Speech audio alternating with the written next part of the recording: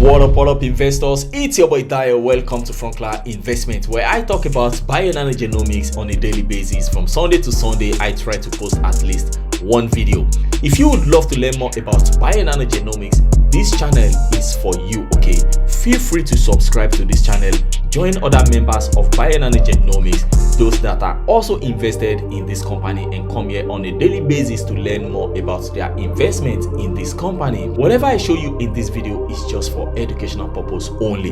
The financial market is a very dangerous place and you can lose a lot of money. Always do your own due diligence. Don't sue me, bro. Let's get to it. Welcome everyone to our live Q&A panel discussion.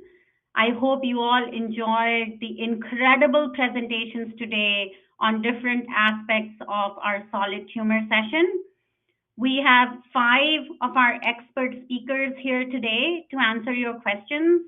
And unfortunately, 2 of our speakers could not make it, but I'm really appreciative of the 5 speakers that are here today to answer your questions.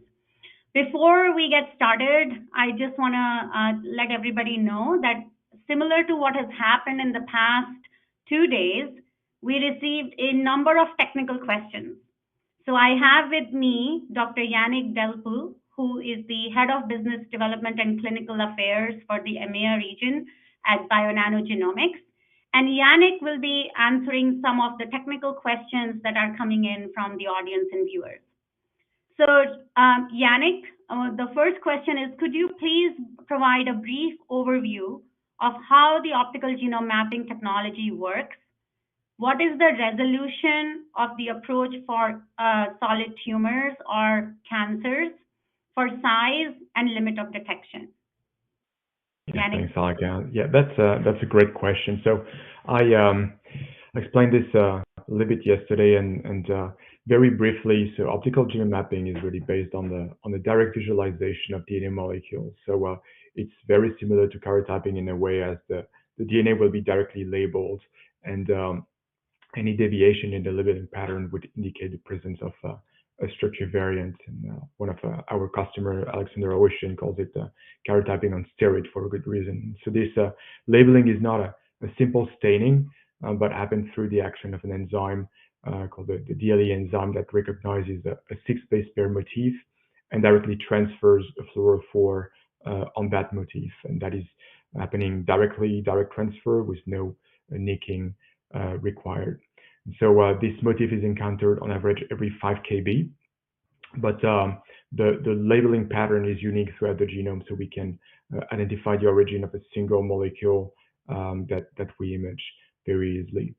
So the great advantage of optical genome mapping is really to combine both long-range information. So as I mentioned yesterday, the median size of the molecule we image is far above 200 kb, meaning that we have actually 50% of our molecules that are actually longer than that.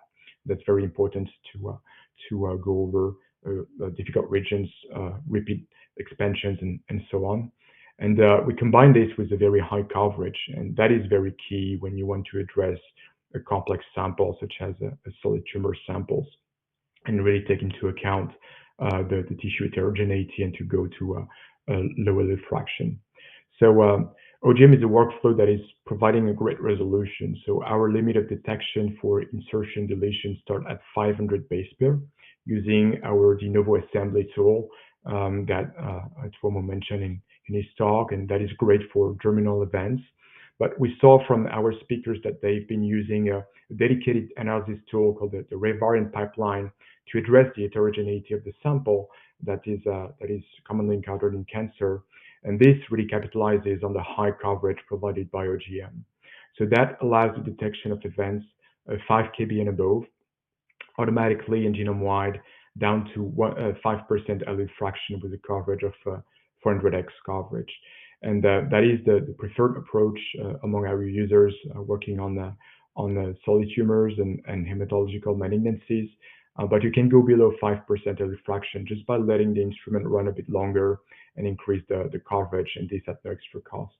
So our team is here to help if you have any question with the experimental design. So after that, so the structure variants that are identified can be visualized and filtered in the the Access software, and you'll see all information about the structure of the event as we saw today, but also any overlap with genes of interest and variant allele frequency and so on and so forth.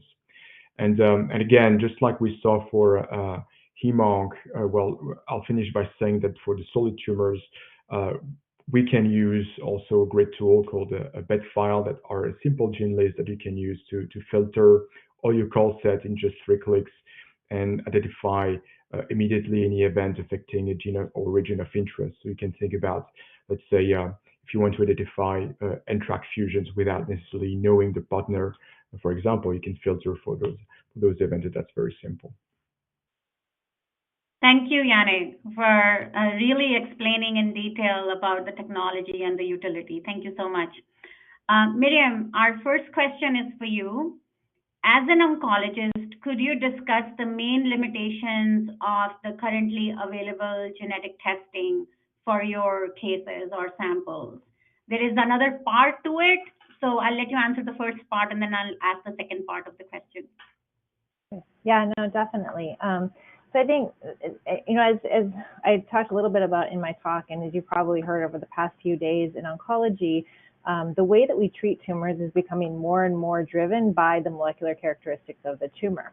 And so, the more we're treating based on molecular characteristics, the more important it is for us to be able to identify some of these alterations. And point mutations are easy for us to get on sequencing, which is honestly our most common go-to test right now. It's easy to get, it's easy to find, it's CLIA certified, we can take the results, we can do something with it. But when it comes to some of the truly actionable type events, like the fusion events, for example, BRAF fusions for some of our low-grade gliomas, or even the NTRK fusions for some of our high-grade gliomas, we're not always detecting them on the clinical testing that we're doing. And I think part of that is because we are really relying on sort of the short read sequencing to give us all of our answers, and it doesn't always give us the answers that we need. And when we do send for FISH, which we will oftentimes do, we look for the common fusions. So for BRAF, it's the KIA1549. But if you have a different fusion partner, which is one of the examples that I showed in my talk, you may not necessarily find that. So you actually have a patient that could respond to a MEK inhibitor, but you're not necessarily finding it on the type of testing you're doing.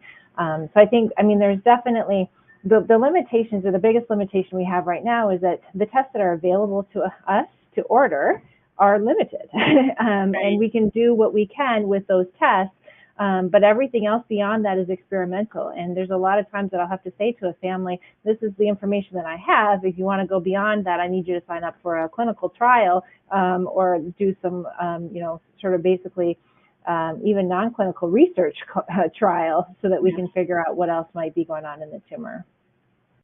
Great, thank you. And as a follow-up, how important is tumor typing for these specific pediatric tumors? You did explain a few examples, but can you give the viewers a larger perspective? Yeah.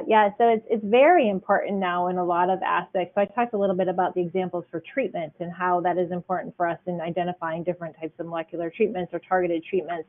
But it's also really important for diagnosis.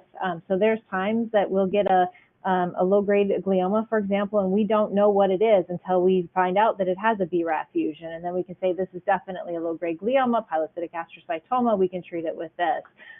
It's also used oftentimes now for prognostic indications. And so you can actually take sort of some of these patterns of what you see and determine how well the patient's going to respond to treatment. Do they need treatment? If you have a tumor that has an NTRK fusion, for example, that's targetable, those patients actually do tend to do better than when you have patients that have CDKN2A deletions and other types of events in the tumor. So I think there's definitely not only diagnostic, prognostic, but also therapeutic aspects to it. So it's very, very important now for us to understand the full molecular spectrum of these tumors for our treatment. And from the cases that you showed, the clear difference in tumor typing pattern in terms of structural variants can really provide better genomic insights, correct?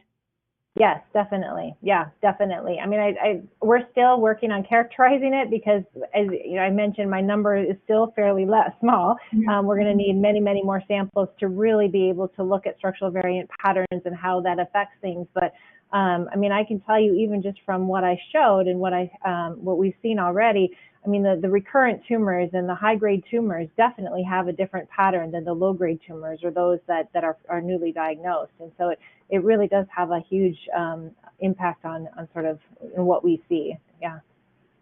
Thank you, Miriam. Amazing. Thank you. Our next question is for Matthew. Matthew, you mentioned that the several findings that you showed from your OGM data would have been unlikely to be observed with short-read sequencing. Do you have experience with long-read sequencing?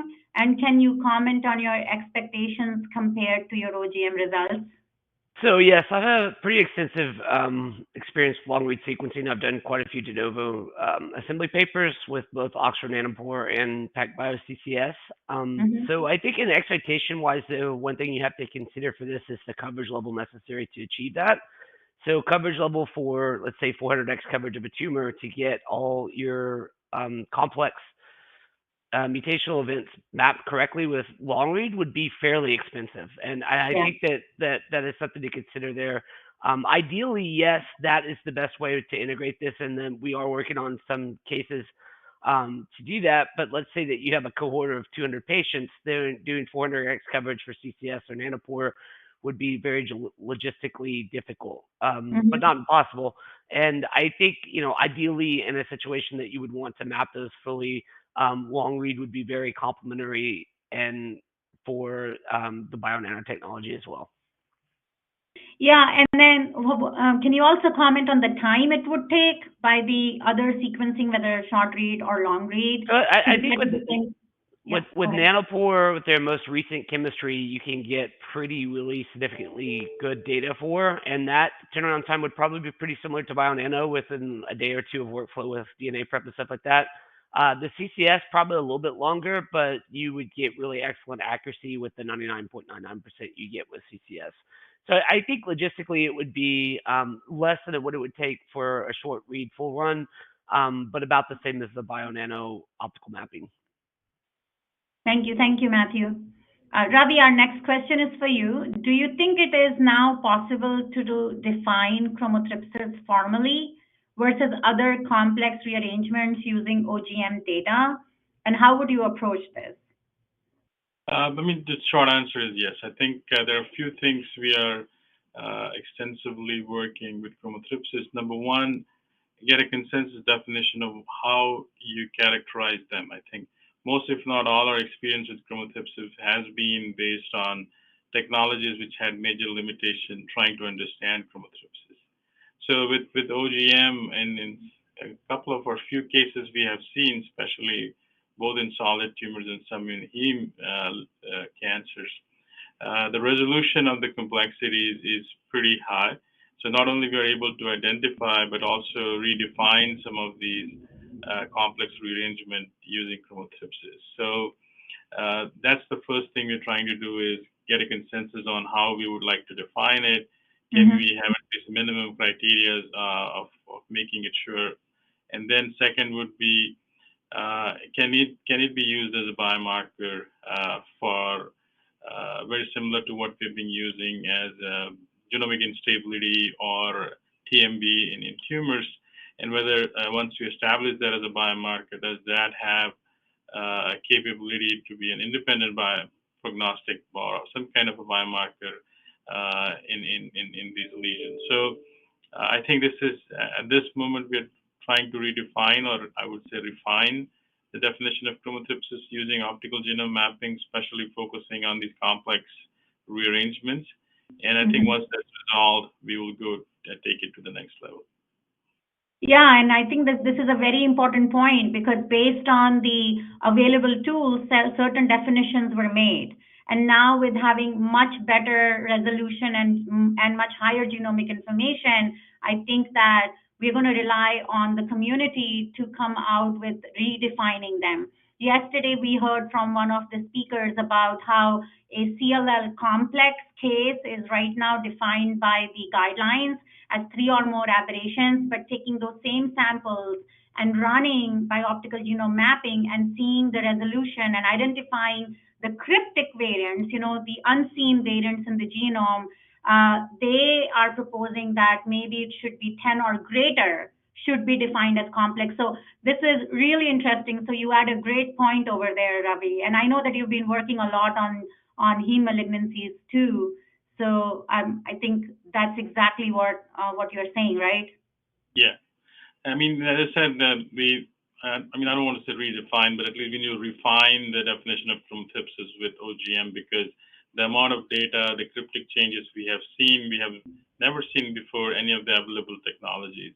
Our go-to definition or go-to language was complex karyotype. I think we need to go more beyond than a complex karyotype. We really need to. I saw some of the cases today, or even yesterday, that we are taking these complex karyotypes way beyond what our current or past understanding of these chromosomes were, and then resolving these cryptic changes and trying to make meaningful use of that information, not only in diagnosis, but I think prognosis of these cases when you start serially looking at, especially in cases where we have seen there's a repeated failure and then you get a relapse or even resistance to existing therapy. And then these complex chromosomes resolution by optical genome mapping might be a gateway to look at and then try to make sense of some of the clinical phenotypes we have been consistently, we had this headlock with existing technologies.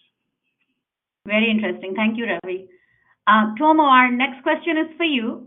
You gave a great example of how optical genome mapping can lead to a better understanding for breast cancer predisposition. Do you see OGM as a potential clinical research tool for women with breast cancer? Yeah, thanks for the question.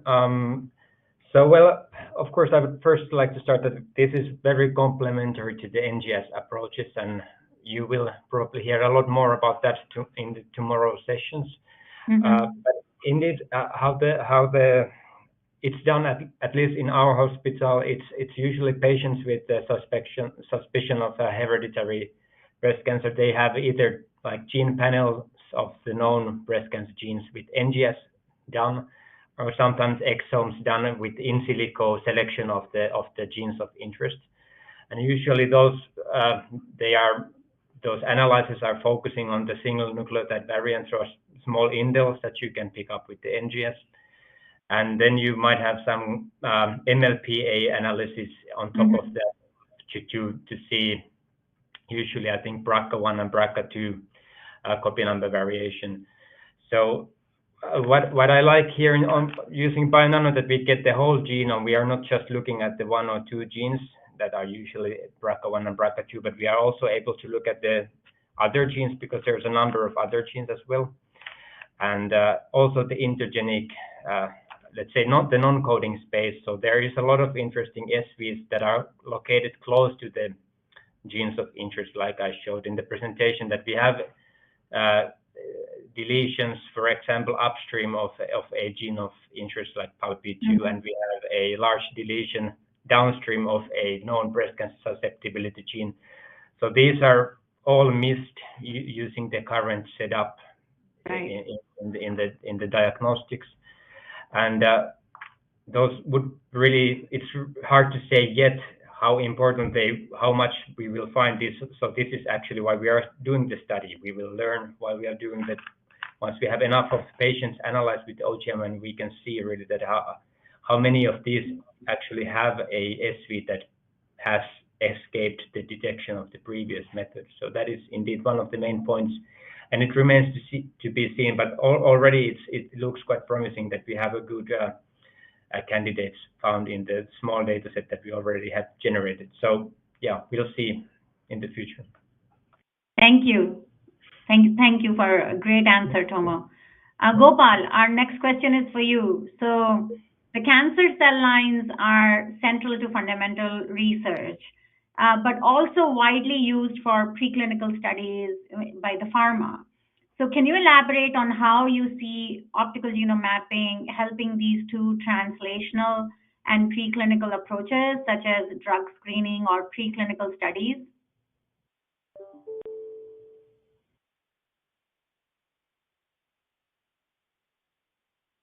Sure. Thank you, Alka. Yeah, I mean, this is very an important topic that as cytogeneticists, I think we are not very much involved because people use these cell lines routinely for various approaches, both fundamental research and, like you said, especially for clinical trials, especially drug development. And when that cell line is not authenticated or characterized, then the results are not really reliable at that point because you are working with a cell line that is totally morphed into something else. Right.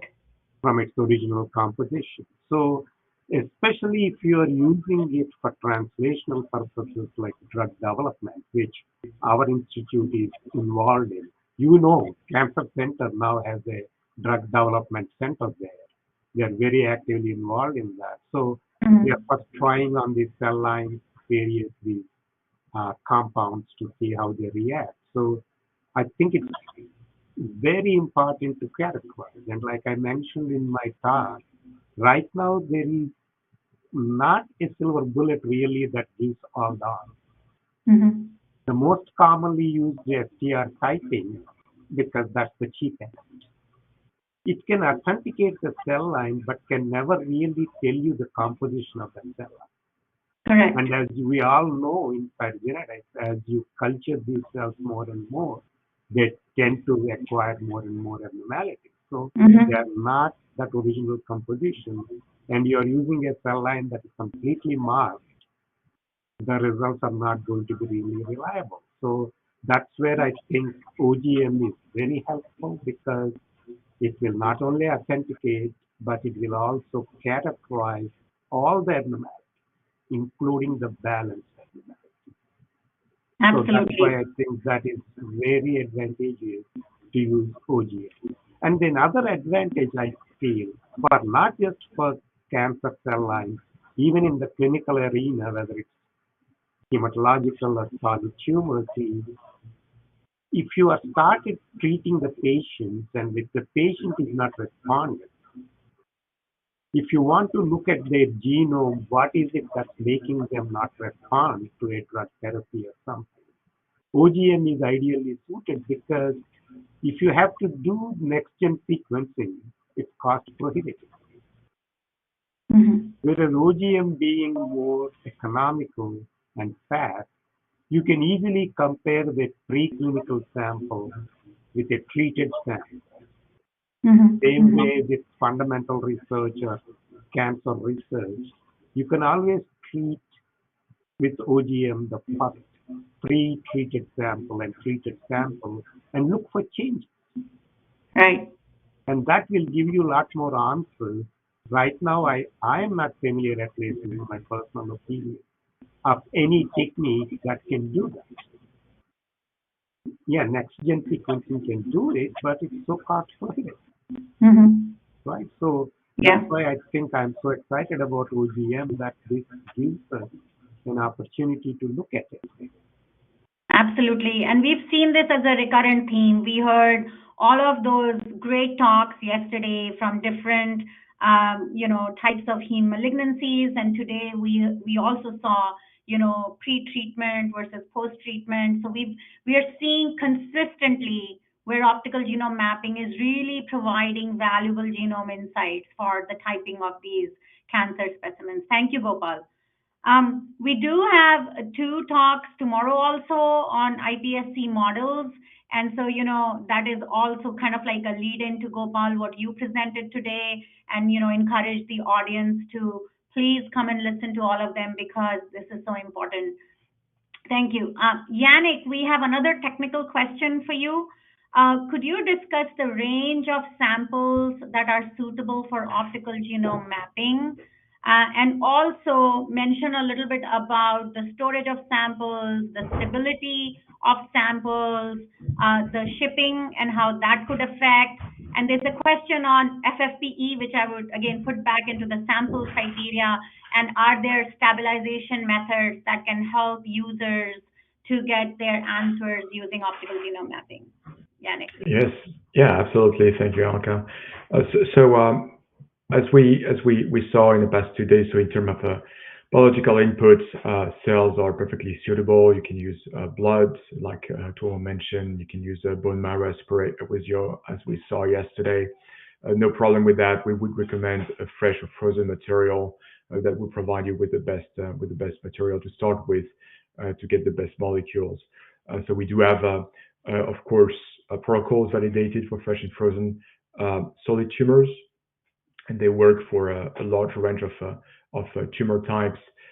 So you can find all the information in our support section about what sample type is covered by this extraction method. But you can count about like 10 milligrams of tissue to start with to conduct an experiment. So that is sufficient for most of the tumor types.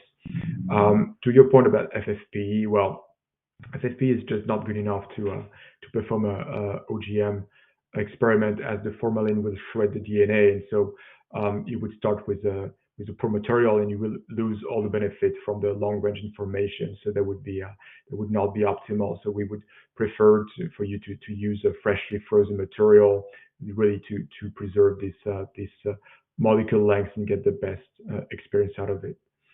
For the shipping condition, well, if you use a freshly frozen material and you want to do a data service on this, well, you can ship it on dry ice, and just to avoid any freeze-thaw cycle, of course, to maintain the molecule length. For other storage condition, well, we had some previous experience where OCT medium has been successfully used, but this is not today optimized or validated by the Bionano team, and this can be perfectly addressed during your initial discussion with Bionano team to factor in the feasibility. Thank you, Yannick. So fixed cell pellets, can you elaborate on that? We have this question from one of our experts. Yeah, absolutely. So the cell pellets, so dry cell pellet is perfectly suitable. So for fixed, you were mentioning fixed cell pellet. Yeah, the methanol, acetic acid, fixed cell pellet, routinely found in the cytolab. Yeah, that falls into the category of the samples that are not optimized or validated at the moment. So we would recommend a dry pellet or cells in a freezing medium, really to preserve this molecule length. But we are perfectly aware of the need of addressing this type of sample. But that is not optimized at the moment. Thank you, Yannick. Gopal, if I may add, so pre-fixing, when you have your cultures, if you can count and make an aliquot of 1.5 million cells and freeze them, and then go ahead with the rest of them for fixing, that's one approach, but we can talk about it offline. Thank you, Yannick. Miriam, the next question is for you again. You have generated a substantial amount of data from pediatric brain tumor cases with really excellent and compelling results. Can you comment on why you chose to address this specific tumor type with optical genome mapping?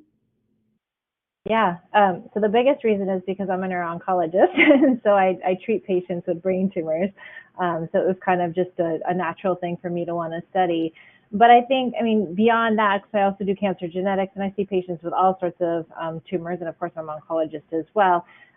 In the brain tumor world, we are learning more and more about how structural variants are important for classification, for treatment, for management of these patients. But I don't think that we fully understand how the structural variant, the profile of these tumors yet. And I think that optical mapping is a way for us to really be able to add on to what we already know, to really understand these tumors better.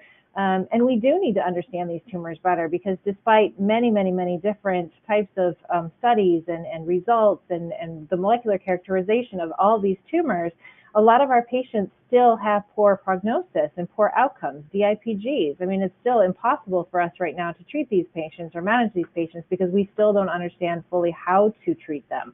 And so I think that, this is a way that we can expand on what we've already done. We've already done genome sequencing, RNA sequencing, a lot of other types of methods. This is the next step. Let's look at structural variants and see how that correlates with what we've already done or even adds to what we've done, so that maybe we can find the next treatment or the treatment that actually will hopefully make an impact on these patients and their treatments. So I think that's the biggest reason that I chose this population. Thank you, Miriam. Tuomo, our next question is for you. Your work is related to familial breast cancer in a Finnish population. We are going to have a presentation tomorrow about a familial atypical teratoid rhabdoid tumor from a Dutch family. Is the Finnish population particularly subject to certain cancer predispositions that could be a follow-up to your cohort? Well, I would say that at least to my knowledge, there's not like a particular cancer predisposition that is more prevalent in the Finnish population than in the other. But what is more like peculiar thing about the Finnish population is that we have a really strong founder population effect in our country. So it's a rather homogeneous population, and especially in the northern Finland, it's even more. And due to the different quite recent population bottlenecks in the recent history, but so that kind of helps out in certain genetic studies that you have a strong founder population effect. So, for example, we have this one of the major breast cancer susceptibility genes, PALB2. There is like only one mutation that is. If a patient has a PALB2 mutation, it's always the same mutation. There's basically no other PALB2 mutations observed in the country. So we had these kind of founder mutations, and I think that's we have seen many single nucleotide variants that are found in mutations. So I think there's a good chance of identifying novel found in mutations with this technology that just haven't been seen yet. So that is one of also the key aspects, that we could find let's say a cryptic BRCA1 or BRCA2, let's say found in mutation in the population that has just gone under the radar for years. So that's one of the key aims also of this study. Oh, that's so exciting. I can't wait to hear more about when you have more cases run and to see, if all of the hypotheses that you had, you were able to confirm them. Thank you, Tuomo. Thank you. Gopal, our next question is for you. Sorry, were you saying something, Tuomo? Nope. Okay, thank you. Gopal, so the next question is, drawing a parallel from your work, we saw recently CAR T cell trials being put on hold by the FDA due to chromosomal rearrangements detected in a patient after grafting. Do you see a possible role of OGM in the quality assurance of cells before cell therapy? Yes, definitely. I mean, this is one of the, like I said, biggest problems with the cell lines not being verified before being used, either for research or even for therapy. As I showed some examples in my talk, one of those was an umbilical cord matrix stem cell, supposed to be, but it was taken over by mouse cell lines. God forbid if you have grafted that to a patient. Yeah. You cannot even imagine what would be the consequences of those kinds of mistakes. So actually NIH requires right now, if you're using a cell line for your research, that you must authenticate it. Otherwise you won't even get funding. But the drawback is they won't give you funds to authenticate it. Yes, true. That's why the problem is most people. And also one of the notorious problems, we are all culprits in this too, is we share our cell lines instead of obtaining them from a reputable company like the ACCT or something like that. But we share them, and if we have already a cell line that is completely marked, and we are giving it to our collaborators and friends, we are actually compounding this problem. And as I showed in my talk also, one of those mucosal cell lines, the company is selling as a control. Wow. And that is so abnormal that is nowhere near a normal cell line. Right. So I think it is so vital that all these are verified before they're being used. And especially if you're going to use it for therapy, stem cell therapy or something, that they must be verified. And I mean, we have seen this even with bone marrows occasionally, that the donor is having either a constitutional abnormality or an occult malignancy like a trisomy 8 in the donor cell. So I think it has to be a requirement that any cell lines or cells used must be verified and authenticated before usage.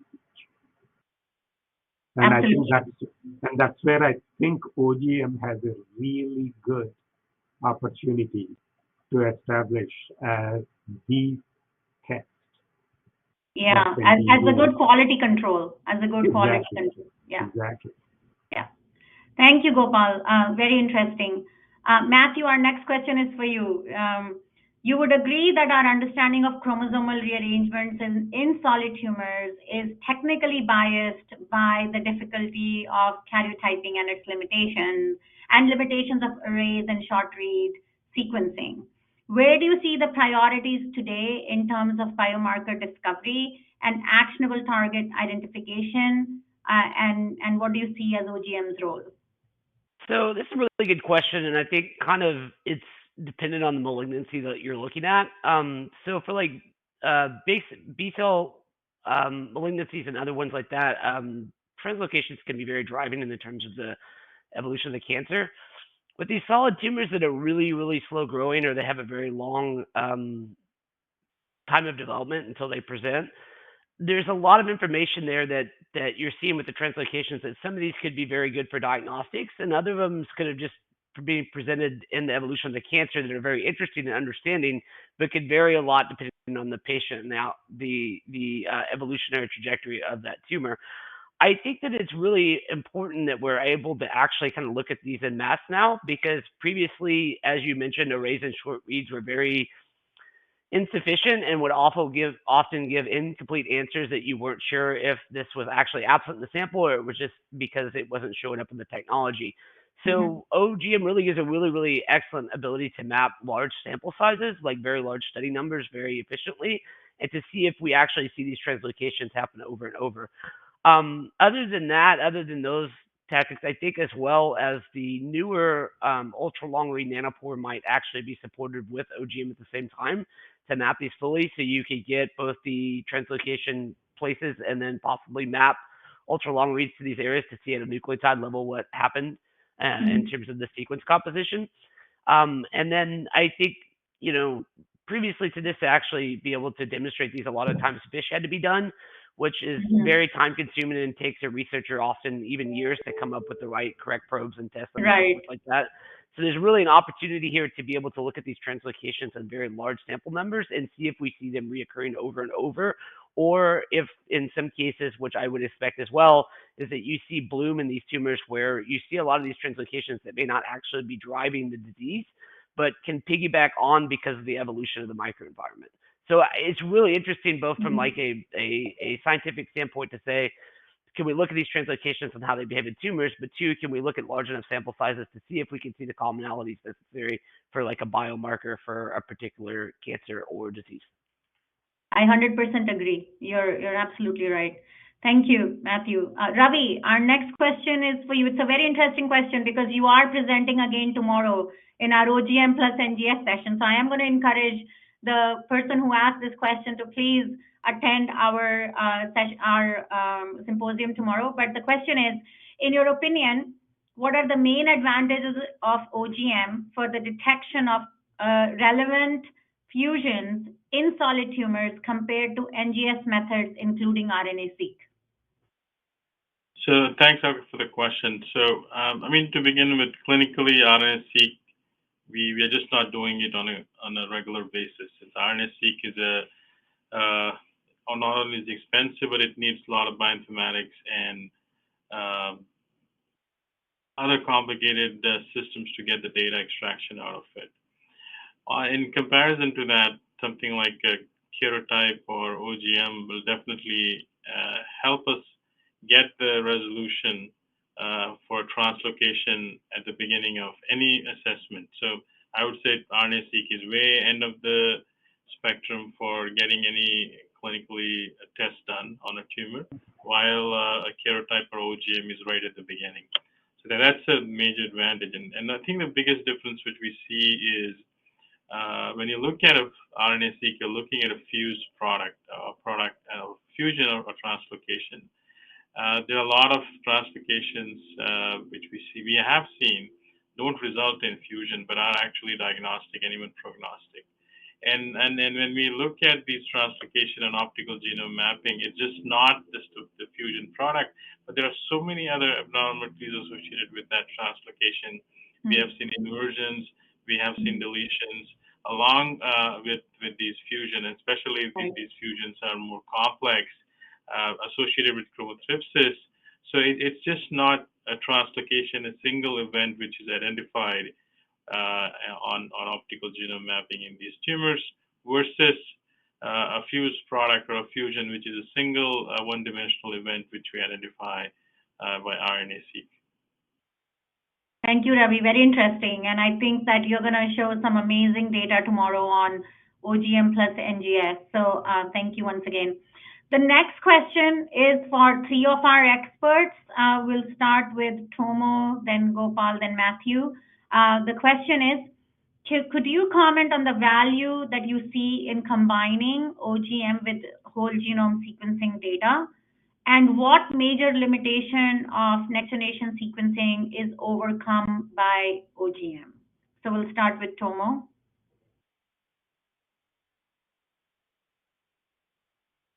Tuomo, you're on mute. Sorry, you hear me now? Yeah. So, well, first of all, to start, I think that for many labs, performing whole genome sequencing is sometimes already a major bioinformatics issue. Sometimes I've seen, and also the analysis of the SVs. It's often you have to rely on multiple calling algorithms, and you still have the limitations of the short reads. That's just something you cannot avoid. So that's indeed the SV calling and the difficult regions you can access with the optical genome mapping. It's of course the major limitation that you can overcome with the OGM. And yeah, definitely combining these two, you get the most out of your samples. Thank you, Tuomo. Gopal? Yes, I second what Tuomo said. I mean, with NGS, one of the biggest limitations I see is the bioinformatics. And smaller places like ours, it's very difficult to get that kind of bioinformatics supports or help.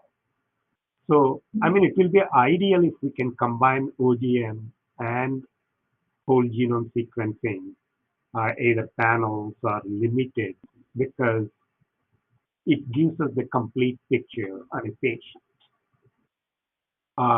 But I feel OGM gives more comprehensive information, and then we can use whole genome sequencing or panels to get whatever the single nucleotide variants or point mutations kind of data, but with a limited scope, so that we can avoid that bioinformatics bottleneck and also the cost, because I think that's the biggest cost with sequencing, because bioinformatics is so expensive, so time consuming. So that's what I feel is the limitation also of sequencing compared to OGM, because OGM, at least from my experience, the bioinformatics looks very simple and easier to use. That's probably thanks to Alex and your team. They made it so easy for me, but at least compared to sequencing, it looks a lot more easier and faster. Certainly, that burden is not on you. That burden is on BioNano. But yeah, thank you. Matthew? So I think that's a really good question. And ideally, like in an ideal space, you would want to represent within a tumor all the subclones both at a chromosome level and a nucleotide level, right? Mm-hmm. Practically, that's very difficult to impossible for a number of reasons. And I think to get really good long read data, you need a lot of input DNA. You need a lot of tissue to start with to be able to get these long pieces of chromosome to go onto the nanopore, the CCS. And oftentimes in the clinical space, that's impossible, right? Because you only have so much sample, and then the sample also has to be used for other things such as pathology or other tests that could be run with the tissue. And I think the really, really amazing thing that we encountered with BioNano is that we had a very difficult sample to work with, and we would like to preserve as much of it as possible for banking for the future, for other research projects, or to do other things with. And we were able to use a very small amount of tissue and get back a very large amount of data. And I think that is a really, really good calling point for the OGM data. And ideally, I would like to see more people integrate those with long read data, but there are practical limitations in terms of tissue availability. And then the informatics question is a very complex one. But at the given time, I do see that we will kind of navigate towards that. But one of the very good calling points of the OGM data is it takes a very small amount of input to get a large amount of output out.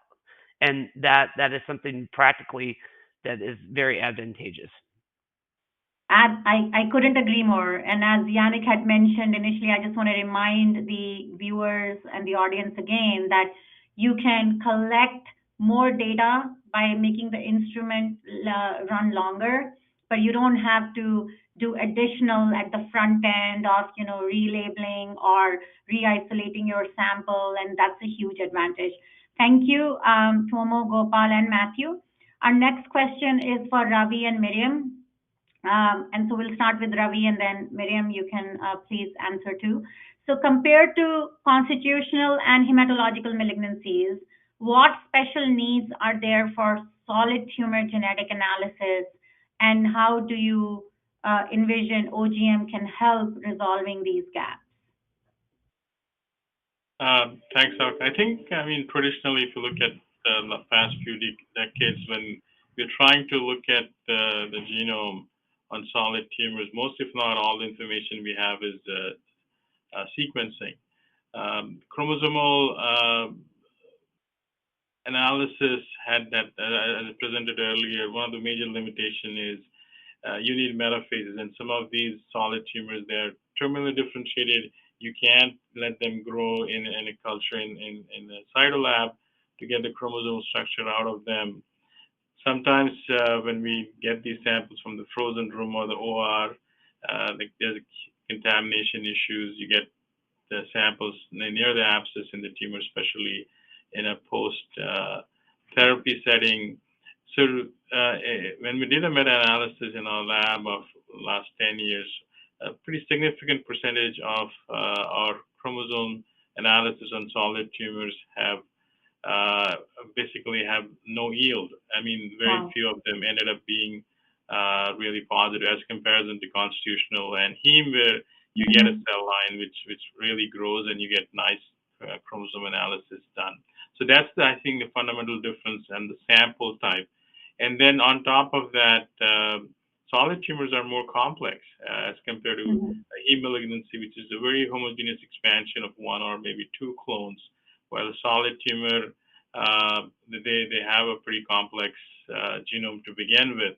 So to have an optical genome, a method like an optical genome mapping to have that higher resolution to look at a complex genome is a huge advantage. I'm going to let Marian add her perspective. Thank you, Ravi. Miriam? Yeah, thanks. No, I agree with everything you said. And just to say again, the heterogeneity of the solid tumors is so much more complex than anything that you'll get with a hematological malignancy or even constitutional. type disorder. And so I think that really is a huge part. And I haven't done this yet, but I want to at some point take a tumor and do even 4 different parts of the tumor and see what's different. Because I've done multiple different types of tumors, or, you saw the example with the metastatic tumors, but I bet you if I took 4 pieces out of the same tumor, it's possible that I'm going to get something different. And so it's just very, very, very complex. And the other thing I'll mention too, so the tissue and the quality of the tissue is really important. And I spend a lot of time educating our neurosurgeons that when they're taking the tumor out, they can't cauterize everything and send it to us because it's really hard to do anything with tissue that's been cauterized or where it's, most of it is dead. If it's been sitting out too long, it's sometimes harder for us to extract the DNA as well. So the quality of the DNA is very, very important. And, I think for what I'm trying to do too, when you're trying to look at, multiple samples and most of what you have has been preserved in FFPE, that also makes it difficult. The standard right now is not to freeze tissue, it's to put it in formalin and to do everything with formalin. Yeah. You can do genome and RNA sequencing and a lot of things with formalin, but this is one thing that you can't. And so it really is going to have to be a shift in how we preserve tissue and get the tissue from the tumor. As with a constitutional, you just get another sample.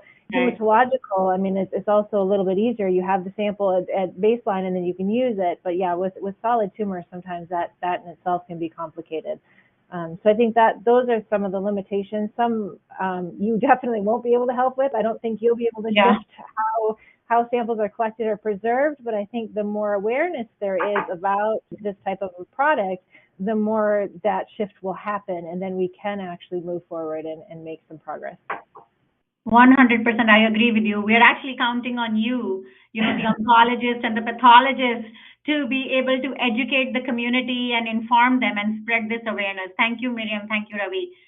We have 10 minutes remaining, so this was an incredible live Q&A session. Thank you all for coming, and again, I really appreciate it. But as your closing comment, I'd like to give each of you an opportunity to talk about your vision, what your needs are, and your opinion about what we need to do more, or where you see optical genome mapping fitting in clinical and translational research. So we'll start from the top, and I'll start with Tuomo, and then I'll move down the order.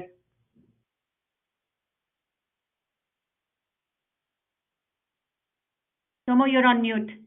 Yeah, indeed, we obtained the instrument quite recently, and we have just launching quite many different projects on using the Sapphire. So this breast cancer project is just one of the projects that we are now starting. So we are also doing hematological malignancies. You heard a lot about that yesterday, I think. Yep. And also these rare disease cases that have remained unsolved for a long time, despite the different approaches that have been used. So these are really the place where our research community is going to be utilizing this at the moment, and hopefully we will have a place also in the clinical diagnostics in the future as well. So I think the first place where we want to push this would be in the field of hematological malignancies. So I think this is one of the first where we are going to start. But the other projects are still very early, and hopefully we'll get a lot of good results on those as well, and we'll see the next steps afterwards. Thank you so much, Tuomo. Matthew?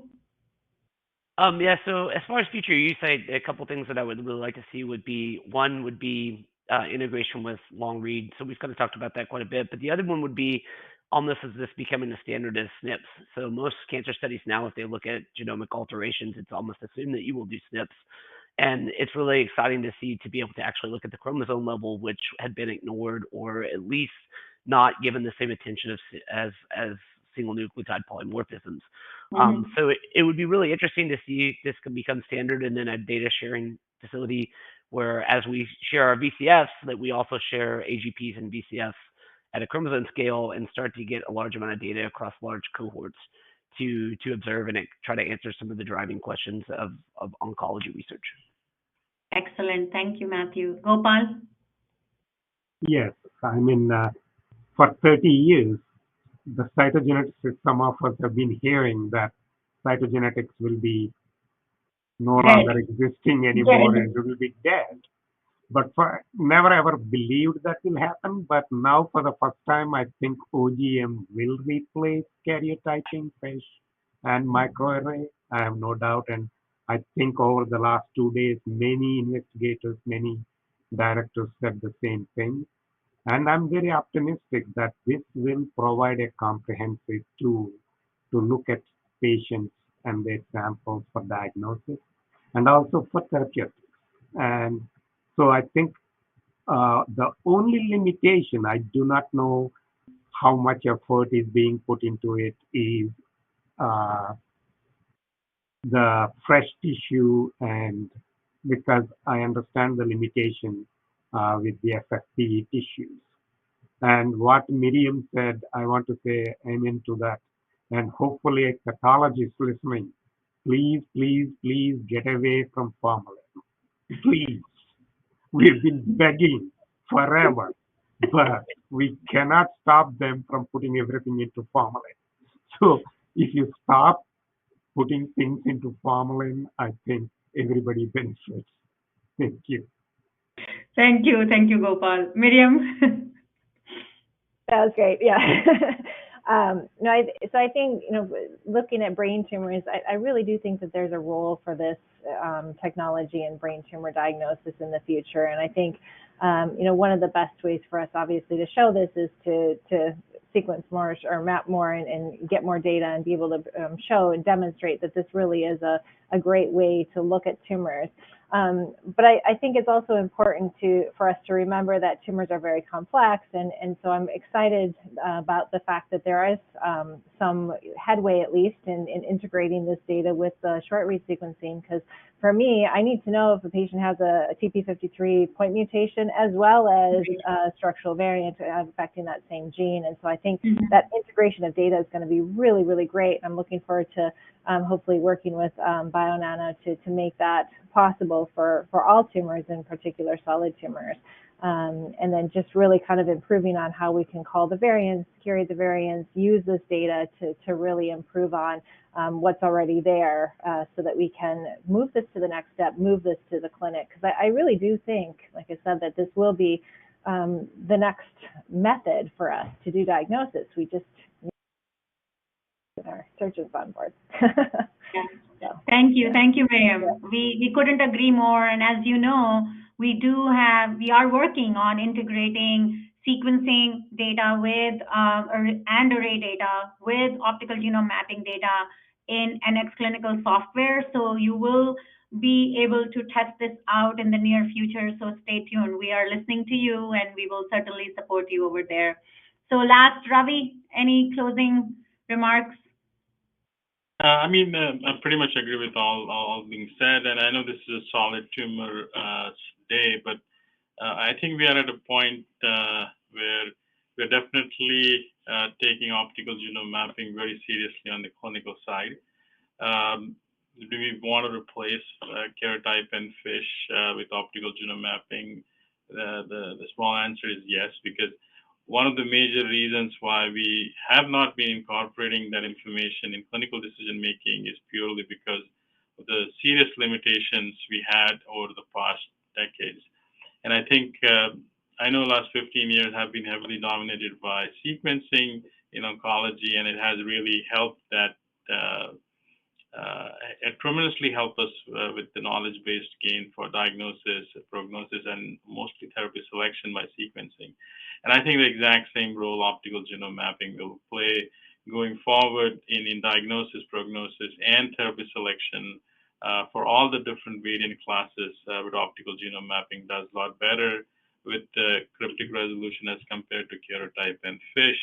And I know, my lab, we have been involved in multiple projects, multiple sample types. You're talking about prenatal, postnatal, constitutional, heme malignancy, solid tumors, and pretty much every phenotype of the solid tumors we're trying to dissect, come up with protocols, and take it back to the next level. I know there's a lot of questions and discussions about how we're going to get it reimbursed. I think that's where a lot of pathology CLIA labs are playing a very critical role in putting data together, do a clinical validation. I think we had a very successfully last year, took our prenatal data, took our postnatal data of optical genome mapping validation to AMA, and we got a PLA code for my lab, and now we're doing the same with the heme and solid tumors. And hopefully in the next round, we want to take this information to MolDX and Medicare to see there's a path for reimbursement for optical genome mapping and clinical testing in our labs. And I think once you establish that, you're going to see this routinely done, and as well as there's so much to be discovered. I mean, we always talk about diagnosis and prognosis. I mean, there's still a huge amount of discovery which can be done. And I know, Miriam, I think the pediatric brain tumors is such an under-investigated tumor type, and I think OGM will make a huge difference there. Thank you. Thank you, Ravi. This was such an engaging panel discussion. I couldn't agree with all of your thoughts, and we are so happy that optical genome mapping is providing answers to your questions. I do want to remind everyone and the audience that Bionanogenomics is a research use only company, and our technique, optical genome mapping, is also for research use only. But with that, a special thanks to Dr. Yannick Delpou, who's been helping me for the past 2 days behind the scenes, and Alex Hasty, who's been also supporting for helping me moderate this session. Big thanks again, Tuomo, to you for being here, available late in the night across the pond, and to all of the panelists, Ravi, Matthew, Miriam, Gopal. We couldn't have been happier. Thank you for staying with us. And for the audience, I'll see you all bright and early tomorrow for our OGM plus NGS Day 4 of our 2022 Symposium. Thank you, everyone, and see you tomorrow. Bye-bye. Thank you. Welcome, everyone, to Day 4 of our Bionanogenomics 2022 Symposium for the live Q&A panel. But before we go there, I want to show everyone that we had 4 daily poster winners. Thank you all for voting. And we have the grand prize winner, Dr. Nikhil Sehajpal from Augusta University, from the OGM plus NGS category. Congratulations, Dr. Sehajpal, and congratulations to Dr. Koley. So with that, I would like to now welcome the panelists for our OGM plus NGS panel discussion. And so welcome all. So to start with, as we've done in the past 3 days, we have received a number of technical questions from the audience. And I'd like to introduce Dr. Alex Hasty one more time. Dr. Alex Hasty is the Vice President of Clinical and Scientific Affairs at Bionanogenomics. Alex, could you provide a brief overview of how the OGM technology works? What are the sample types supported, and the resolution and limit of detection of this technique? Alex? Yeah, I'd be happy to. Thank you for the question, Alka.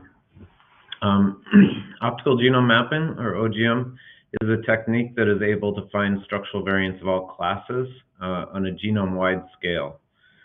This includes chromosomal gains and losses, deletions, duplications, insertions, inversions, translocations, repeat array expansions and contractions, and as well as absence of heterozygosity in the germline. This can be done from samples that contain intact DNA, including fresh and frozen blood, bone marrow cells, tumor biopsies, etc. And I think you've seen examples of all of these sample types in the presentations over the last few days.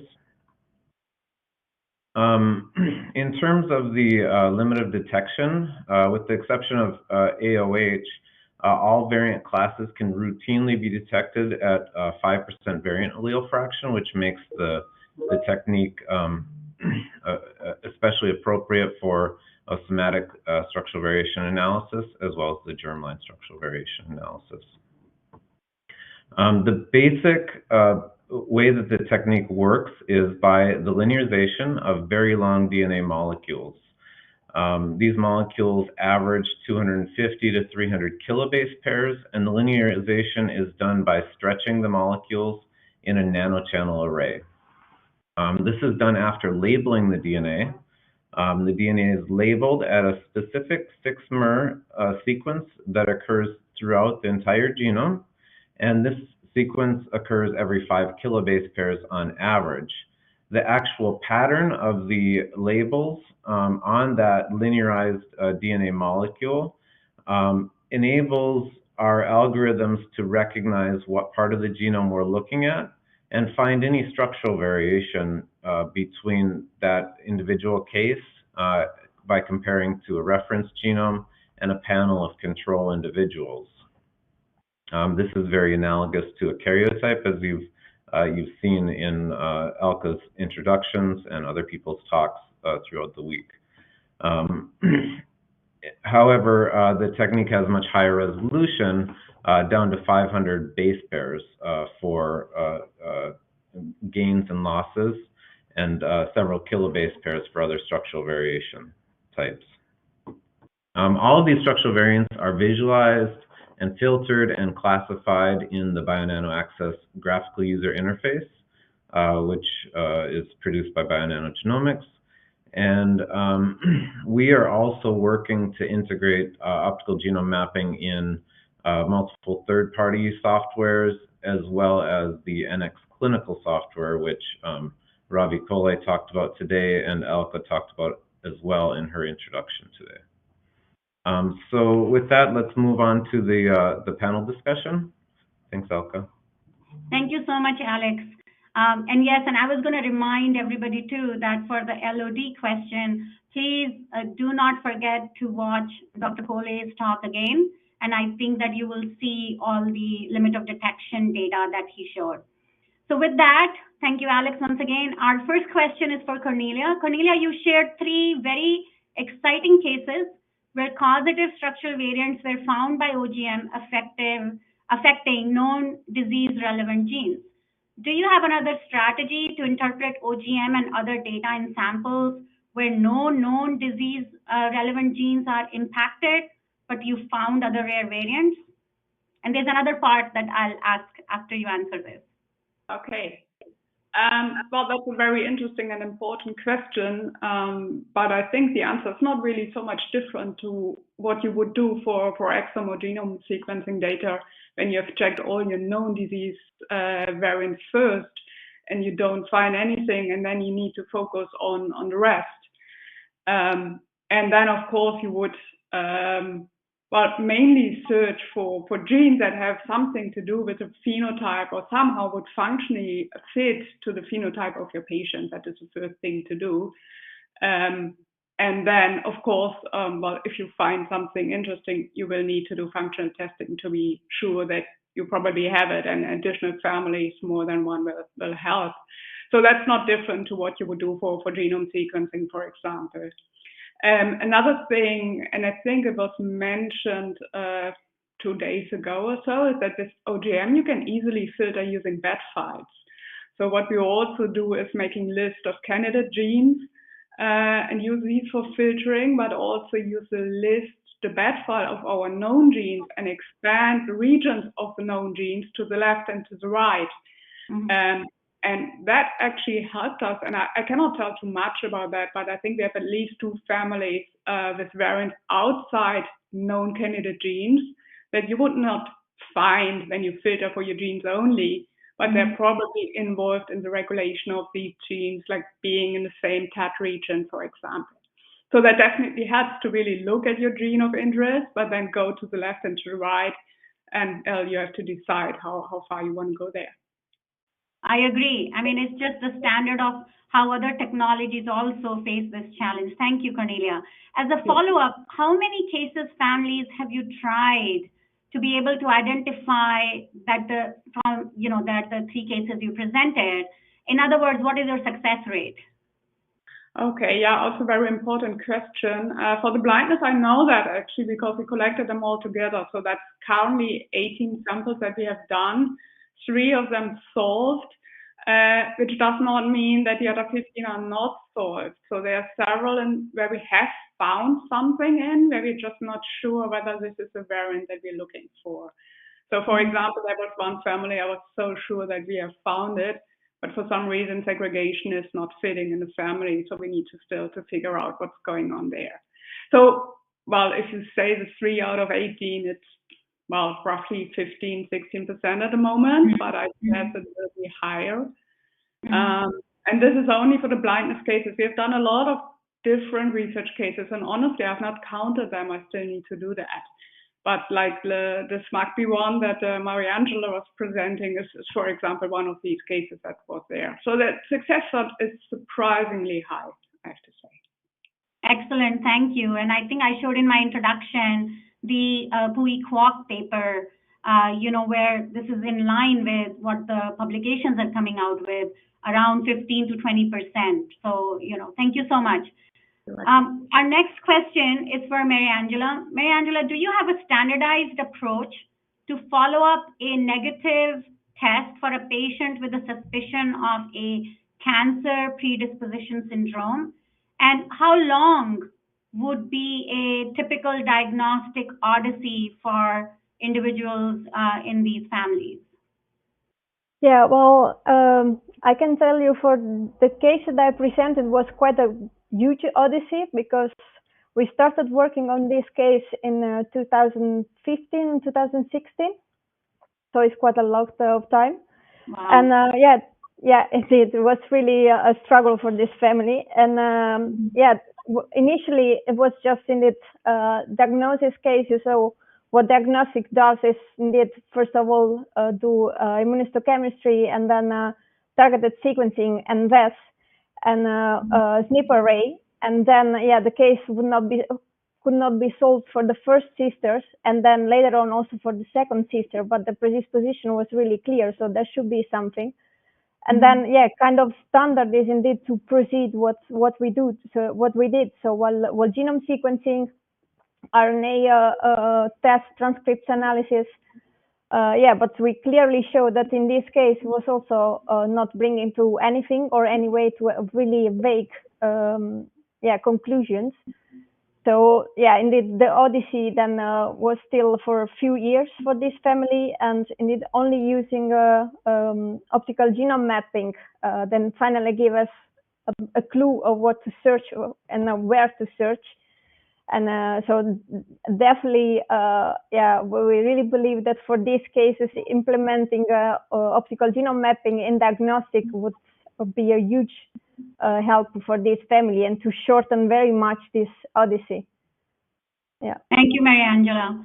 I mean, as expected, some of these variants are hiding, and so we need tools where we can identify these hidden variants that are not picked up by other standard of care methods. Thank you for definitely. Thank you. There are many cases like that, so that would be really useful to implement. Thank you. Jens, the next question is for you. You presented a very novel method for combining NGS with OGM to create a single model of the structure of your ecDNA. Can you provide more information about the sequencing protocols needed, and whether this method can be used for other parts of the genome? And as a follow-up, are findings related to the ecDNA structure useful in a clinical research setting, and how do you see this evolving? Yeah, thanks. That's a great question. So to answer the first part, what we've typically done is taken whole genome sequencing with short reads as input. And in kind of a pilot study, we were using actually very low coverage whole genome sequencing data. And this allowed us to process many samples for a small amount of, for a small budget, really. The benefit of studying ecDNA is that we have these amplicons that have a very high copy number. So even when the whole genome sequencing coverage is low, the effective coverage on the amplified region is actually quite high. And so our tool, Amplicon Architect, can take really, any coverage that you want, as long as the region that you're studying is reasonably amplified.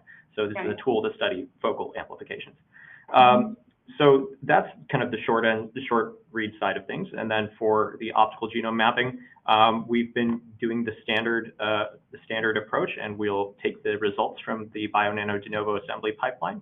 And this is a collection of these BioNano optical map contigs that are all extremely long. And we found that they provide excellent scaffolds against which we can basically take the structural variants that we identify in the short reads and then link together multiple long, chains of structural variants into complete or nearly complete structures that explain, these multi-megabase extrachromosomal DNA, where the sizes of the repeats are actually, going into the hundreds of kb, the average size being actually 100 kb. So really to anchor that down and to know what comes after each breakpoint, you need to span really far with, optical map contigs or molecules. So that's, kind of the motivation for why we, aggregated these two sources of data together in our method. So the second part of this question, related to the findings and are these, clinically important? Yes, because, if we know that something is carried off of chromosomes, we know that the mechanism of inheritance, that is, when the cells divide, this can segregate asymmetrically. And so you can get basically exponential increases in genomic copy number of oncogenes like BRAF, EGFR in just a very small number of generations of cells. So for patients, this is much worse. It allows basically a much faster tumor evolution. And being able to tell the difference between these ecDNA focal amplifications and non-ecDNA or integrated ones is we think, going to be very clinically important. Great. Thank you so much for giving that elaborate explanation. Gordana, our next question is for you. Have you seen or do you expect cases in which optical genome mapping data suggests a fusion and that fusion is not supported by RNA-seq? How would you interpret this? Was FISH done for any of these fusions? Oh, this is a great question.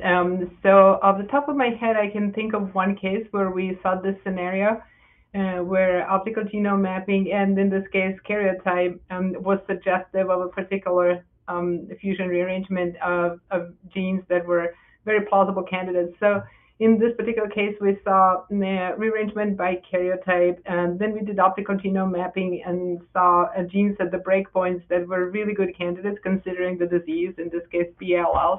Those genes made a lot of sense for the disease, and then we were very disappointed that RNA-seq did not detect the fusion that we really were hopeful to see based on optical genome mapping.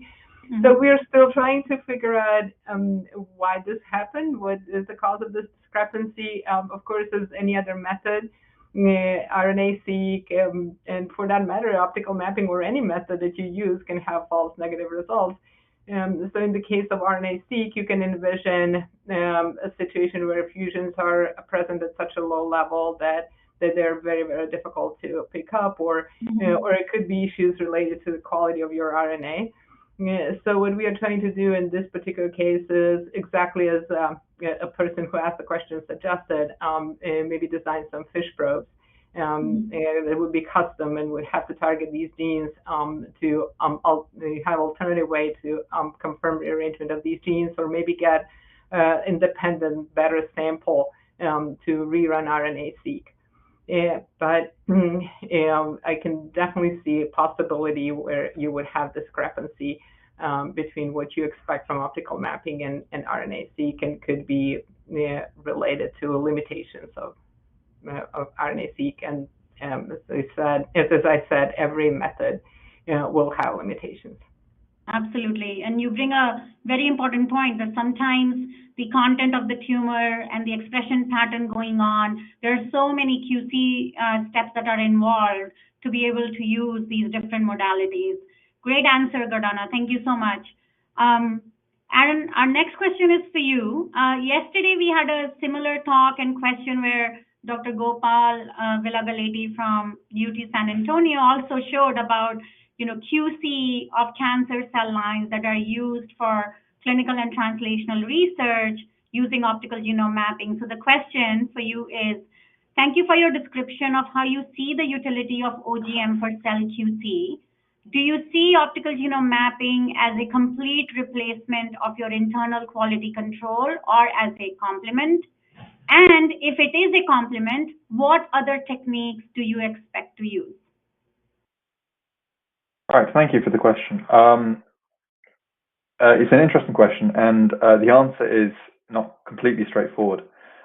Yes, we do see optical genome mapping as a complete replacement for our current system. However, we are also looking at bringing in a droplet digital PCR-based system. Now, the problem with a droplet digital PCR-based system or any PCR-based system is that you need to know what you're looking for, of course. Right. And that panel, our PCR panel, is very good at screening out the most common genetic abnormalities that can occur in iPSCs, in induced pluripotent stem cells. And it can be done very quickly and very cheaply as like a very much an upstream screen that will be done prior to optical genome mapping. So OGM will be used on all samples, but they will first go through a preliminary PCR-based screen, just looking for the most obvious and most common abnormalities that can occur in culture. Thank you so much, Aaron, for this answering this question. Our next question is for Soumya. Soumya, can you expand on how you see optical genome mapping as a part of your validation strategy with NGS? Would you use NGS first to identify structural variants and NGS to validate and provide additional details, or do you see the two applications being performed in parallel? Thank you for the question.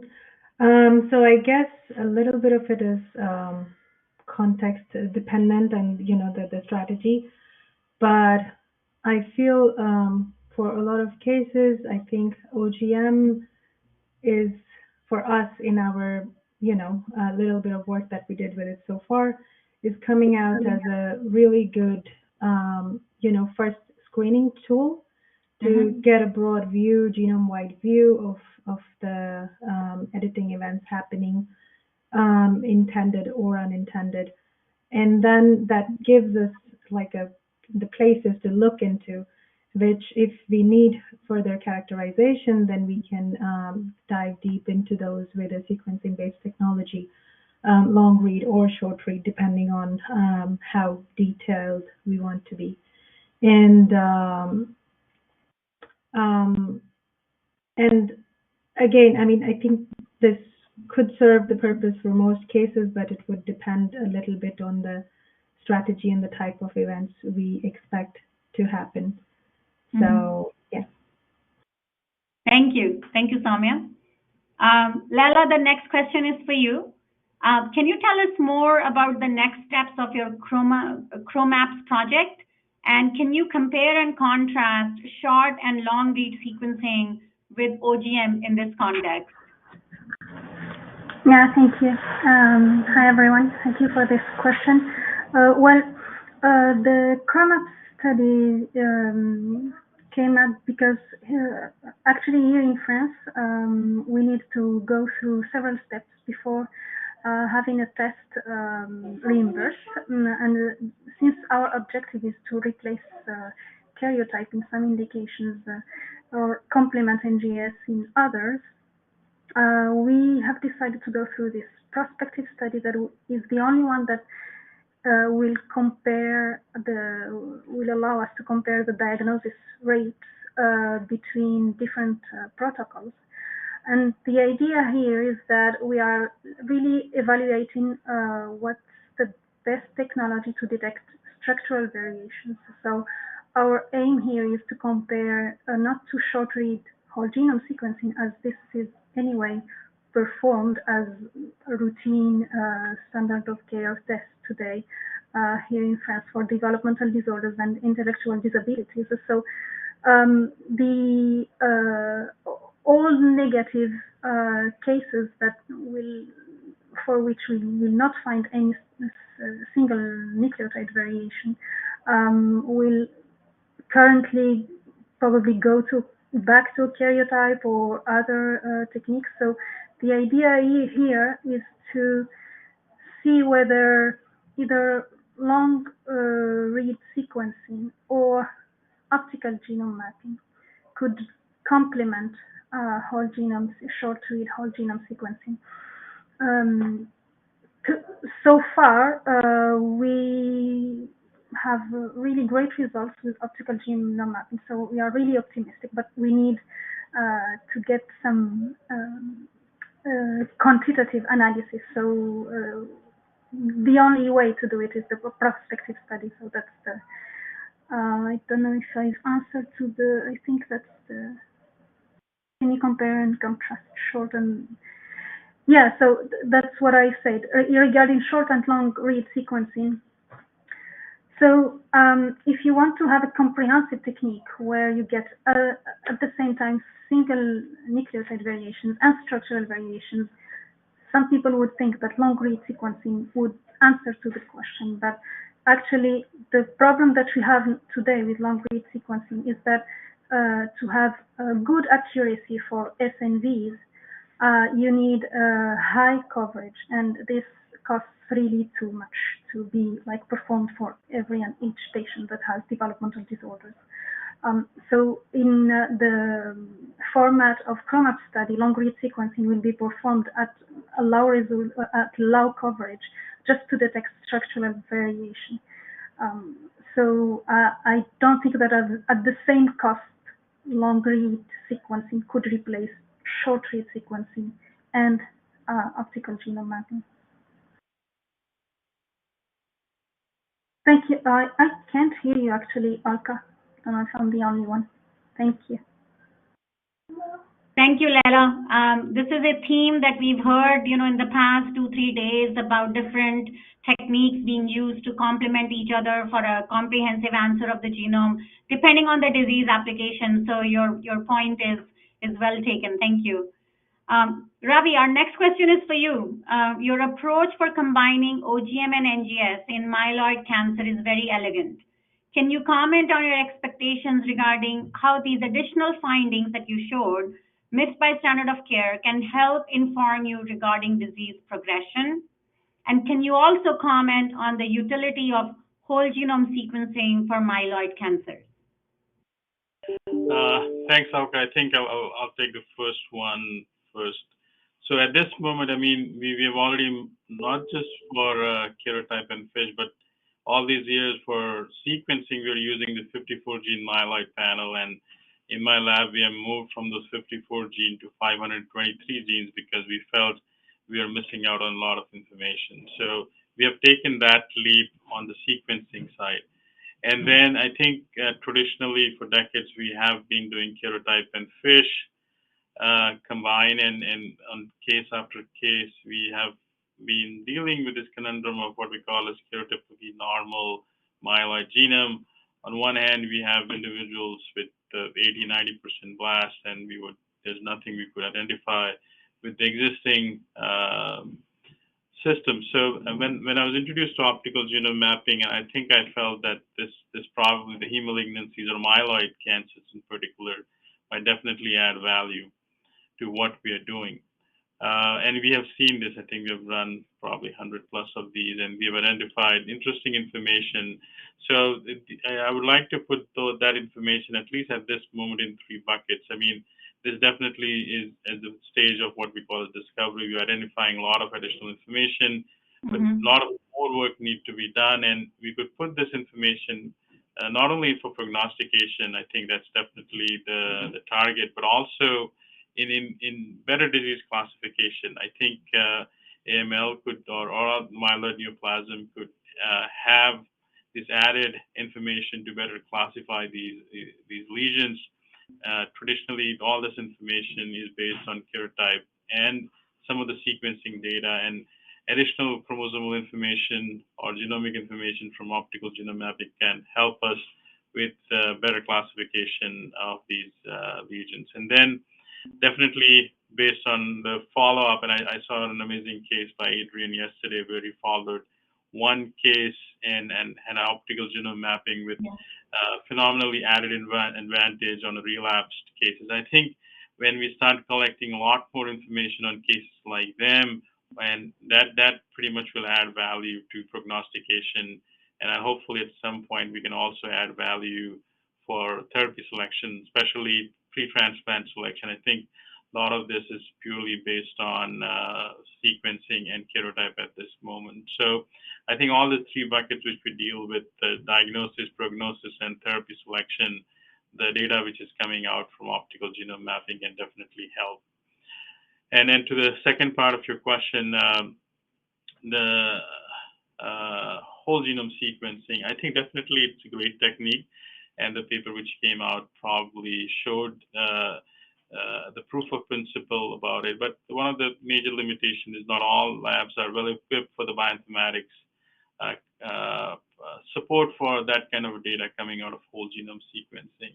And I think the major challenge I feel, or the fundamental flaw in that study, was you're looking at 60x whole genome sequencing, and you're comparing karyotype which has a 5 megabase as your baseline. So you're already missing anything below 5 megabase by whole genome sequencing. So if your threshold itself is so high that you won't be adding any additional value on the genome by using whole genome sequencing. And on the other side, I mean, they showed in the paper that by using 60x, they are missing some of the clinically actionable SNVs in their sequencing method. So if you really want, you have to go on high sequencing, that which will be more expensive and more bioinformatics. So I think the technology is definitely there, but there will be major limitations for its adaptation in each and every lab. Thank you, Ravi.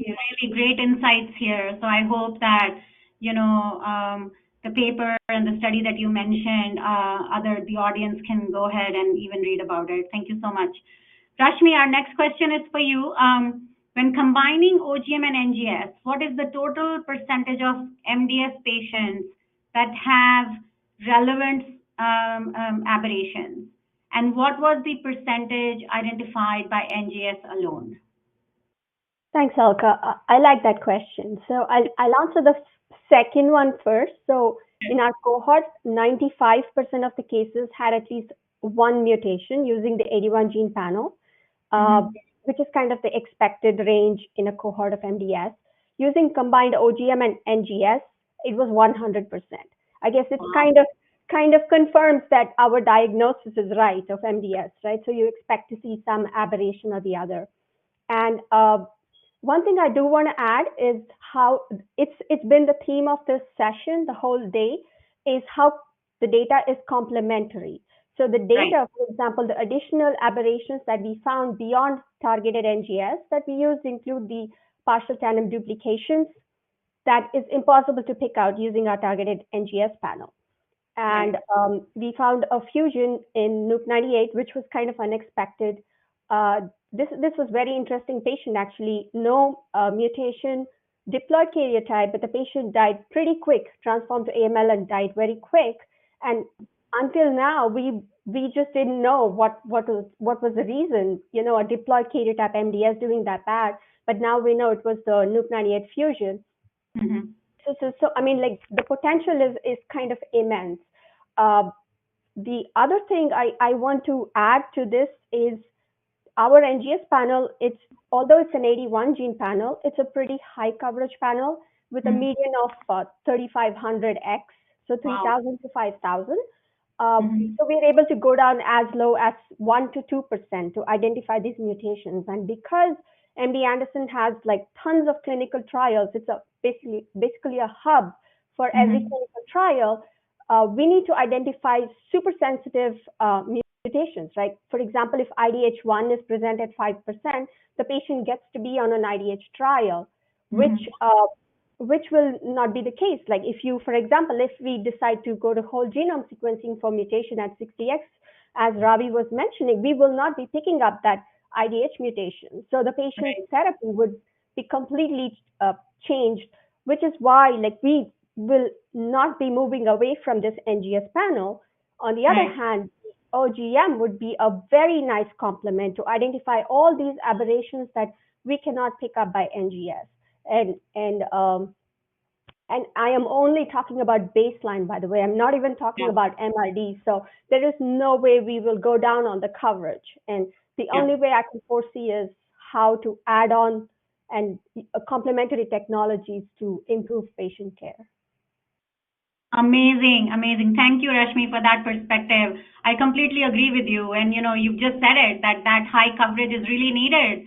And then OGM complementing for the rest of the structural variants. Very great answer. Thank you so much. The next question will be asked to multiple panelists. So the next question is for Aaron and then Soumya. So we'll go one by one. So going back to the cell QC application, we had the chance to ask this question yesterday, which was particularly relevant to the work that you presented today. We recently saw CAR T cell trials being put on hold by the FDA due to chromosomal rearrangements detected in the patient after grafting. Do you see a possible role of OGM in the quality assurance of cells before cell therapy? We'll start with Aaron. Yes, this is a very interesting question, particularly applicable to us as we move towards the clinic.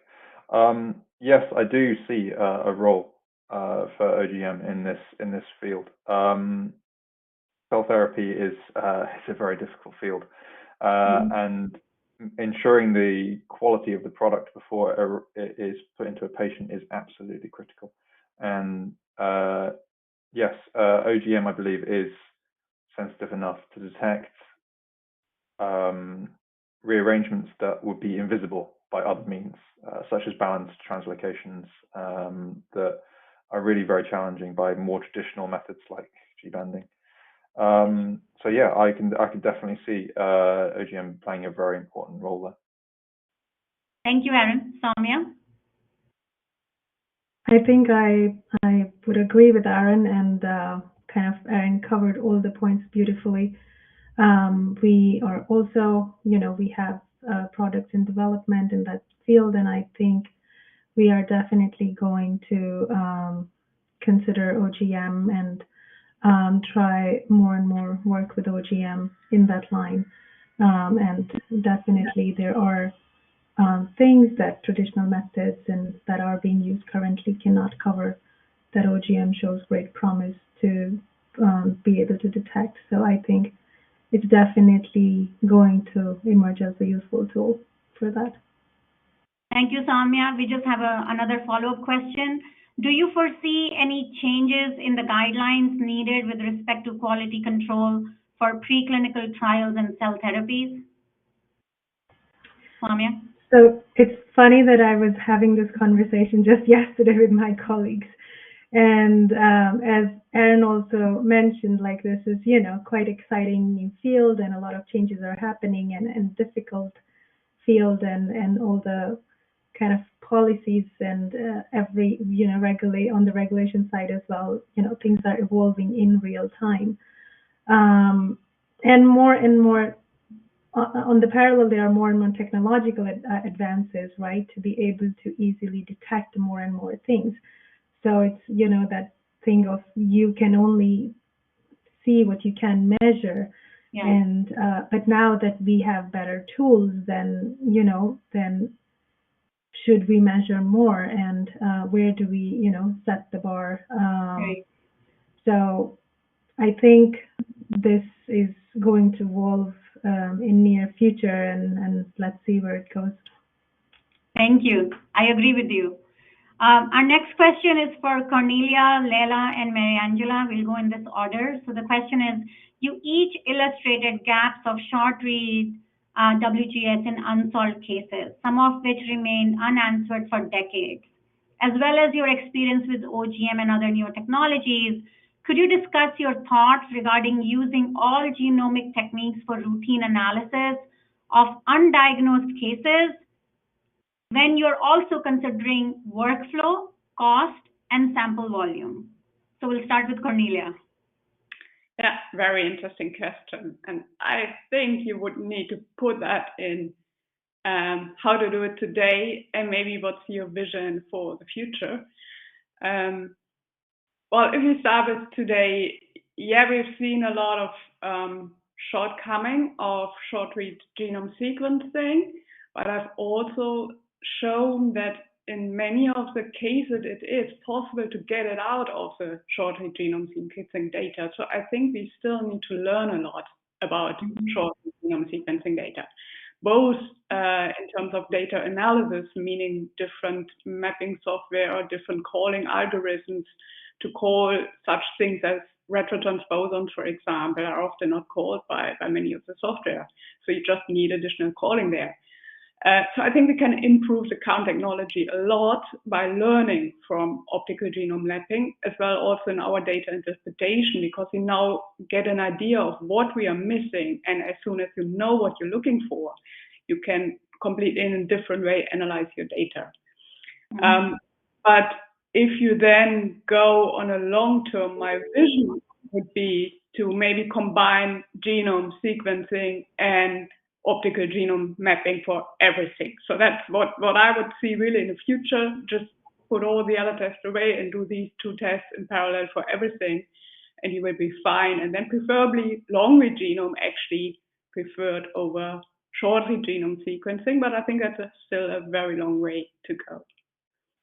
Yeah, I agree. Thank you, Cornelia, for your perspective. Leila?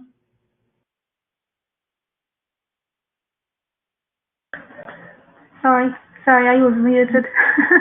Yep. Yeah, great question. I couldn't agree more with Cornelia, what she said. Definitely. Well, I would say that the prices of OGM dropping, going down, I would be very optimistic that we could have for all cases short read genome sequencing today combined with optical genome mapping, because we have to think about all these negative cases that represent, at least for developmental disorders, more than half of cases. And these take, first, a lot of time of analysis. So this costs, of course, the biologists' work. And it also costs regarding the further investigations that can be put further. So honestly, I think that an economist can easily say that today it would cost less to perform both together than just having all these workflows where we say, well, unsolved cases will go this way, the other ones that way. So I would see it really combined as soon as possible. Thank you, Leila. Mary Angela? Yeah, I definitely agree with what Cornelia said, and I think in terms of diagnostics, coupling short-read sequencing and OGM will help to indeed solve different cases, a lot of the unsolved cases, especially because also in terms of costs, when it is possible to just confirm the OGM results using just PCR and Sanger sequencing, as in most of the cases, it's really cost effective. Luckily, there are only few cases like our case in which we had to use other more expensive techniques, but hopefully in the future also those will get a little bit more affordable for everyone. Thank you, Mary Angela. So our next question is for Ravi, Rashmi, and Gordana. So can you discuss the importance of analytical procedures and software such as NxClinical for efficient and scalable genomic analysis for case workup? And what are the requirements for bringing new genomic technologies to clinical research or translational research? We'll start with Ravi. Thanks, Alka. I mean, when you're clinically trying to sign out cases, you're going to end up using multiple different technologies. If it's more the complex case, the more number of technologies you'll use. Baseline, at this moment, you have fish karyotype and arrays and sequencing, and now you're adding optical genome mapping. So ideally, if there is a platform or software which can combine the files from 1, 2, 3, maybe more different platforms or technologies together in one single visualization, I think that will be and dream come true, because you're starting with the exact same sample. So let's say if you have a bone marrow on a baseline AML, you're doing sequencing array and OGM, and if those three files on the same sample could be brought up in a single visualization, and you're complementing each and every variant or an array, and I showed a couple of cases we have done on sequencing and optical genome mapping in NX, and it helps not only the visualization, but it helps and increase your confidence in these technologies to make more informed decision, and without going into further details of verifying those variants, or especially when it comes to RNA fusions or RNA-seq based, or even the DNA-based translocation. So, I mean, I think this will be a phenomenal tool going forward if you could combine these 2 or 3 technologies. Thank you, Ravi. Rashmi? Yeah, I couldn't agree more with what's been said now.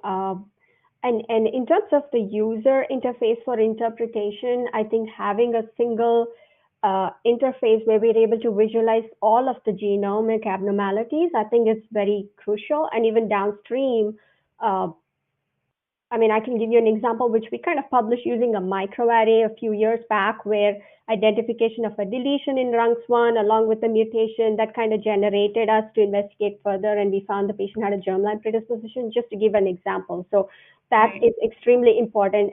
And to add to kind of to our consumers, the oncologists also, for them to have a single report that combines all of these would be extremely helpful for managing therapy. Thank you. Thank you so much, Rashmi. Gordana? So I would say, in terms of the first part of the question, that one of the reasons for why we are so excited about optical genome mapping is exactly that possibility to consolidate testing and have one platform that covers multiple needs. It is a bit about all types of structural variants, balanced, unbalanced, with resolution higher than karyotype. It is good with copy number data. So it covers all your needs, the structural variant side, and potentially eliminates needs for karyotype, fish, chromosomal microarray. And we all know in the clinical setting how much it improves your efficiency when you can integrate and use fewer disparate technologies. So we see how on the constitutional side, combining optical genome mapping with something like exome sequencing for DNA variants could cover all your needs and make you really efficient in a clinical setting. And then on the cancer side, combining optical genome mapping with something like DNA panels with really high depth of coverage can cover your needs for cancer diagnostics. And instead of having to use the multiple assays, which really obviously in clinical setting is a huge jump in your efficiency, and also I think ability to interpret results and find the right answer for the patient when you're not having to combine information from many disparate individual assays. In terms of software and analytic tools, the same is true. Again, integration, having fewer software tools makes you more efficient. And we are already big fans of NX Clinical exactly because of what Rashmi mentioned, its ability to allow you to interpret sequencing data, at this point, chromosomal microarray data, which are things that we already use clinically, and then the optical genome mapping in the future, once we start using that clinically. And again, same thing, fewer tools makes you much more efficient and streamlines your clinical work.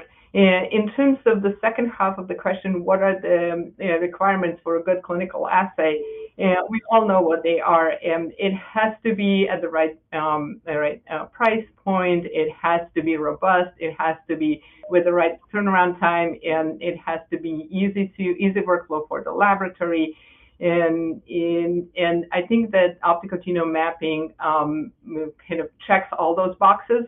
And I love what Ravi was saying earlier, that whole genome sequencing in a research setting, it can detect abnormalities in myeloid diseases, as we saw in that publication.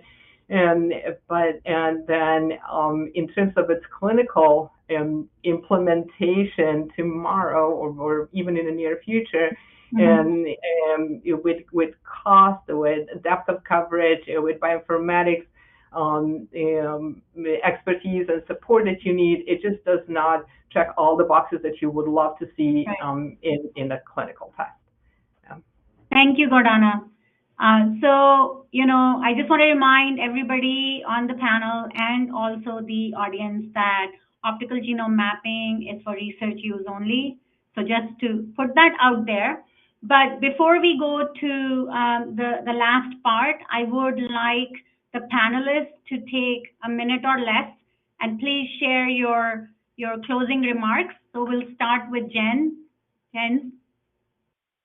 Yeah, thank you. And just to summarize it, I think there really isn't a more exciting time to be working at the intersection of cytogenetics and genomics.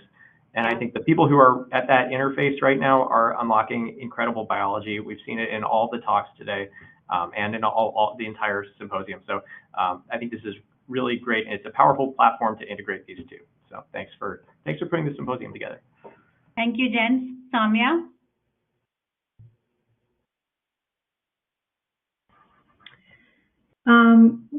Really, really exciting to hear all the huge variety of work being done using this technology, and super excited for us to implement it more and more in the coming year in the space of gene therapy, cell engineering, safety. So really looking forward to it. Thank you. Thank you, Samia. Leila? Yeah, thank you. As Jens said, also very excited, and we are very lucky to live such a period with all these developments coming out. Regarding optical genome mapping, for myself at least, I see it as a huge add-on in the portfolio of genomic techniques, and as we've seen, this gives us a lot of flexibility depending on the indications, the clinical indications. We have huge possibilities there, and as a combination or replacement or whatever, it has a great place. Thank you. Thank you, Leila. Cornelia? Yeah, also I want to thank you. OGM is a fantastic technology, and you guys at Bionano do a fantastic job in putting this all together and helping us whenever we need you. So that is really, really wonderful, and we thank you. And you guys know that we want to use optical genome mapping for every sample in the lab, and I know you're working very hard. So we need a higher throughput, we need lower cost, we need automation, all these things. And I know you're working hard on that, and we were working hard to get it more and more done in the lab. And keep you busy, I think. Thank you very much. Thank you. Noted. Mary Angela? Yes, I also want to thank you actually for having the opportunity to use this technique, because it was exciting and a great help for us, but also great support indeed for the family involved. And I really hope that now, as you say, it's just research only, but I hope that in the future would be affordable for all the hospitals or academic institutes, so that they can help more of this family directly in diagnostics, and not only those that are moved to research because they cannot be helped in diagnostics or in the hospital settings. But thanks for setting up everything and for this nice symposium. Thank you, Mary Angela. Aaron? Hi, thank you for giving me this chance to speak to you all about a slightly different use of optical genome mapping.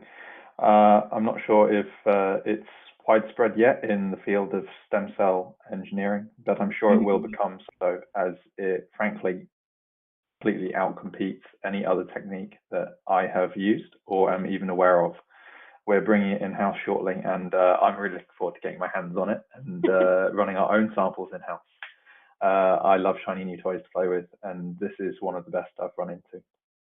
So thank you very much. Thank you, Aaron. Thank you. Thank you so much. Gordana? So just to second what people have already said,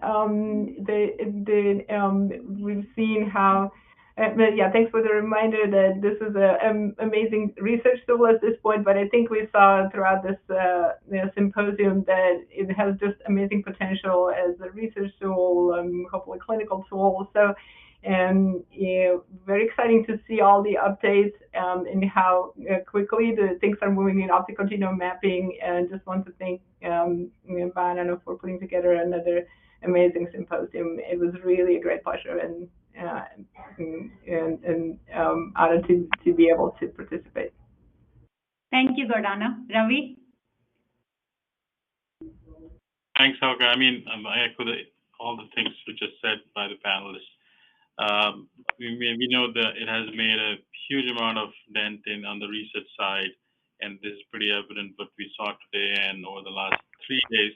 But I think it's time now for us to work on this translational or the transaction of research technologies, taking in the clinical space, coming up with better guidelines how to validate this in a clinical setting, take it to the AMA for CPD coding, and then taking it to our peers for better reimbursement. I think it's time for all of us outside Bionano to come together and put plans so that we could actually use this amazing technology for better patient care. Thanks. Point noted. Thank you. And finally, Rashmi. So yeah, I agree with everyone that has said right now. And on top of it, I just wanted to add that, you know how the somatic mutations a decade ago, it came into the clinical realm, and then the era of precision medicine. And I think now is the time for structure variants, right? So I think optical genome mapping has that great promise. I think it's one of the most promising tools to help structure variants lead the precision medicine era. And hopefully that can lead to many targets of therapy, and then we'll see many of them being FDA approved in the future. So I'm really excited and happy to be here. Thank you. Yeah, go ahead. Yeah, I also wanted to add about the Cancer Genomics Consortium. For some of you that may not have heard, the CGC is a big organization that it has a mixture of genomic scientists in various disciplines, research, clinical. We have pathologists, we have cytogeneticists, molecular pathologists, and we have our annual meeting coming up. The 2022 will be in July, and the abstract submission for that meeting has opened up. The deadline is February 28th, and this is like I saw so many fantastic talks and studies out there, which if any of you are interested, I think this meeting would be a great fit for you to submit studies, case reports, or even or abstracts. And I really encourage everyone to showcase your findings out there using optical genome mapping and any other technologies. Thank you. Thank you, Rashmi. I want to once again thank this amazing panel, Day 4 OGM NGS session. Big thanks to all the people across the pond from Europe that you stayed late over here. Of course, an event like this would not happen without an amazing team. I have Alex Hasty here with me. Yannick Delpou is behind the scenes, feeding the questions in.